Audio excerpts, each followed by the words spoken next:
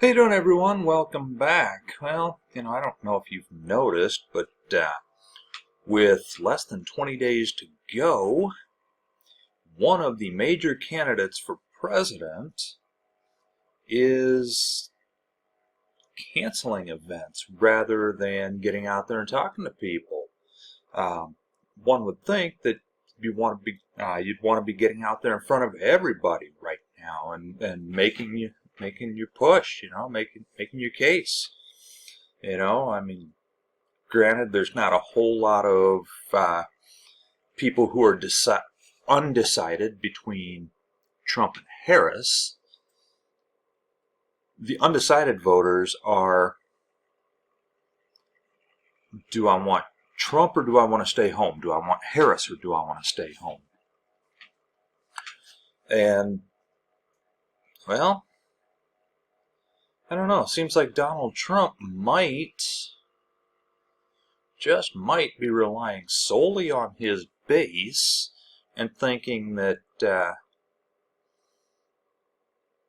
don't know. I don't know exactly what he's thinking here. But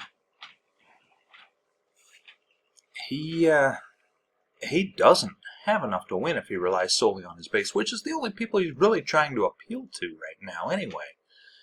Which is, kind of strange. But, I'm going to let him do his thing, right?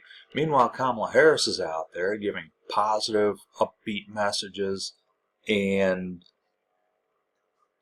she's trying to expand her appeal. And, I know what the polls say, but I also understand why the polls may not be right. I'm not saying that they're not right, but I understand reasons why they may not be. Some of it is outdated methodologies and whatnot. And some of it is the electorate is shifting. We've got, for example, they like to poll likely voters, but in a few recent elections, it's been unlikely voters that have determined the outcome. People that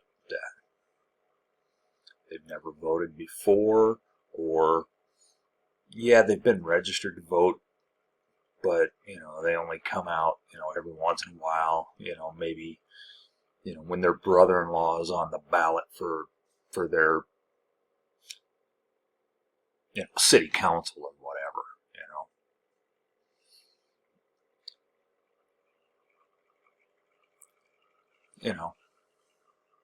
So, maybe they, I don't know. Who knows what's going to happen here?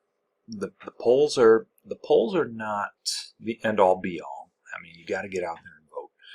But Donald Trump, he is out there. He canceled the 60 Minutes interview. He refused a second debate. There were some other events that he canceled as well, and I'm blanking on those right off the top of my head. I didn't write them down and take notes before I started this video.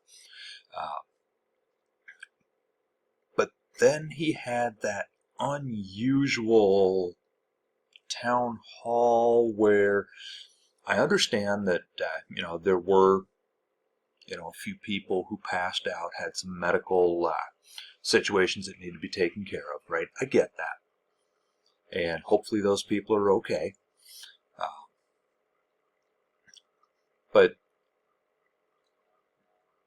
he basically just stopped his town hall. I mean, even he stood there for something like 40 minutes, just kind of swaying back and forth as some music was playing.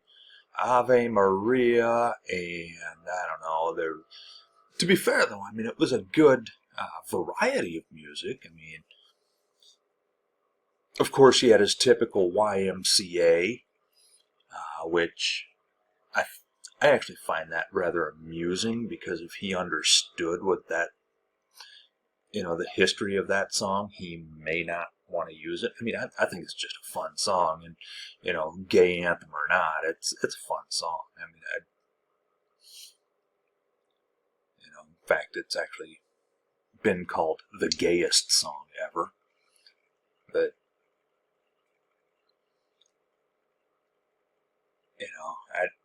I don't know. But the dude he was even rocking out some Guns N' Roses, So, whatever. I mean, he had a variety of music playing, so. But he's just swaying there to music for like 40 minutes. It's like, what the hell is going on here? This is bizarre. And then he was in Detroit, and he insulted the city of Detroit while he was in Detroit. That's a good idea now, isn't it? I mean, you're trying to win Michigan. Detroit is in Michigan. It's the biggest city in Michigan.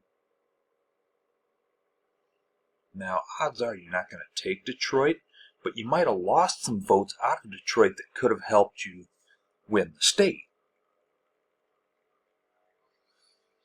And speaking of Detroit and insulting people there, this guy, he actually went so far as to say that we don't actually make cars here, we assemble them here. It's so easy that a child can do it. Is it? Is it? Really? Hey, Donnie, it's not like putting Legos together.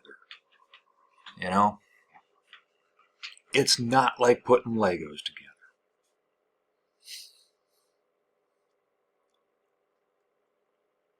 I actually used to assemble hydraulic cylinders, right? And just putting the parts together, but it wasn't just that simple. Now, was it? Now, an automobile is much more complex than a hydraulic cylinder, right? Cylinder, I mean, you've got to make sure that you've got everything all put together the right way. You've got to test it. You've got your make sure that the hydraulics work on it. You've got to follow the blueprint, right? Cars are more complex than that. A child could do it, huh? Tell you what, Donnie, why don't you go show us how it's done? Seriously, go show us how it's done. To insult auto workers. Yeah. Because Americans are just terrible at everything, right? And that's why you're willing to cede our labor, like the EV market, for example, instead of allowing them to be built here. We're just going to, all right, China's going to, those jobs are all going to go to China. No, they don't have to all go to China. They can be built here. But off topic a little bit.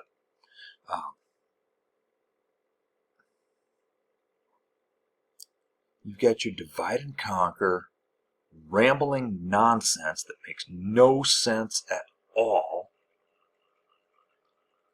You have threatened to use the military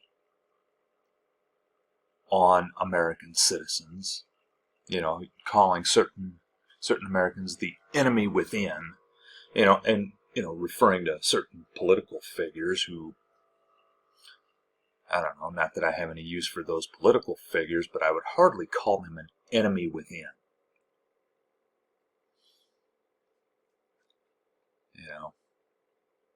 And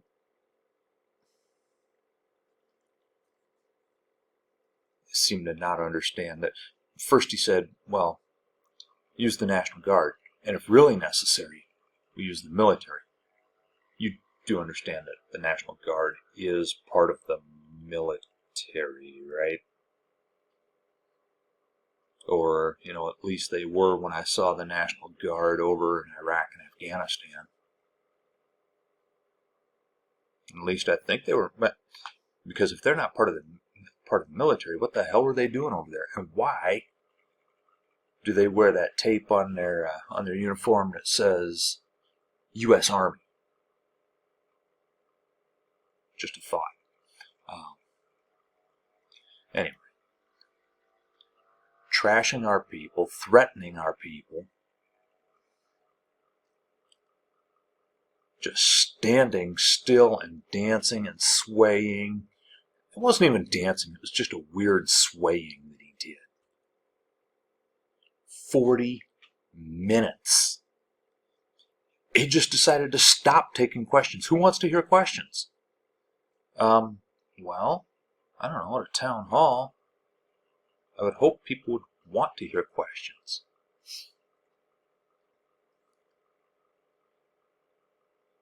And, he says he's the greatest thing that's ever happened to farmers. That's funny. I kind of thought maybe soil and seeds were probably the greatest thing that ever happened to farmers. Maybe irrigation, for farmers out in, drier, more arid regions, like California, for example. Or, for drought season, and if we have a season of drought, being able to irrigate the fields. Anyway, the guy's lost his damn mind. Some people are saying that he's showing signs of dementia, and I'm not going to go so far as to say that he has dementia. I don't know that, right? I'm not a mental health professional. I am not a medical professional. I am not able to make that diagnosis. I do see some symptoms, but like I said, I'm not able to diagnose.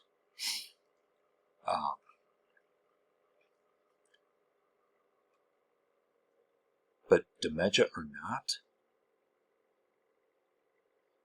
there's something not right in his head that he has to stop and make everything about him and his personal grievances. And when asked a direct question, he talks all around it and never answers it. He uses 1,000 different words, goes off on 1,000 different topics. For example, should Google be broken up? Well, I've never really gotten over what they did in Virginia with the voter rolls. What?